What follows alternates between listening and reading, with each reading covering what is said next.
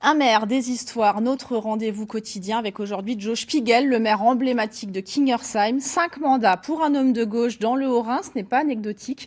Il a fait de sa ville un laboratoire des pratiques démocratiques, un exemple de démocratie participative scrutée dans tout le pays. Nadine Lee, Eric Kleinhofer.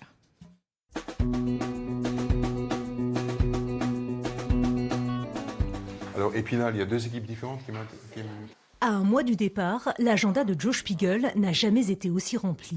14h56, vous prenez le RER A, une fois arrivé à Gare de Lyon, qui vous emmènera à Poissy, et là, M. Flichy vous attend.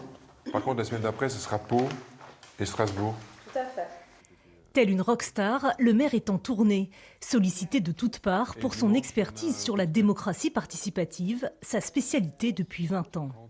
Je me réjouis parce que ça veut dire que la question de la rénovation démocratique est à l'ordre du jour.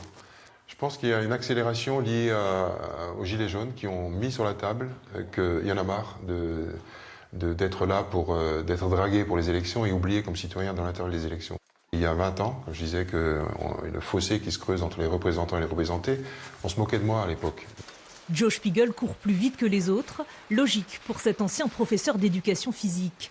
En 3 décennies, l'élu a fait de Kingersheim, commune dortoir de la périphérie mulhousienne, un modèle.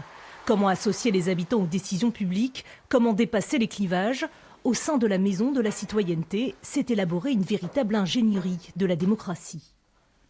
Il y a des réunions publiques qui ont été organisées où il y a un respect total pour ensuite ouvrir la séquence démocratique. Beaucoup de respect et à l'issue de la réunion publique, on voit les gens intéressés pour approfondir le sujet.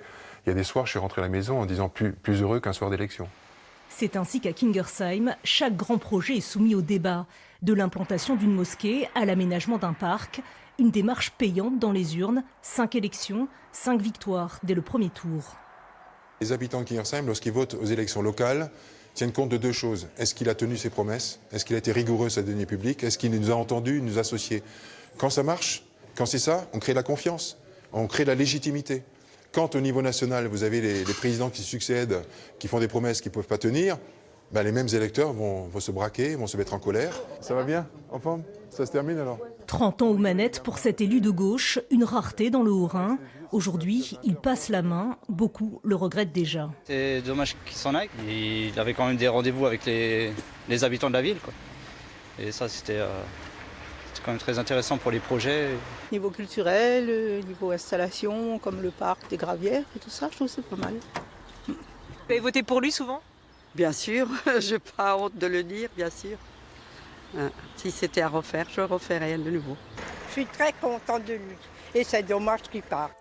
Joe Spiegel, lui, n'a pas de regrets. À 68 ans, il estime avoir fait son temps. Son départ, il l'avait annoncé dès 2014. Dire ce que l'on fait et faire ce que l'on dit jusqu'au bout.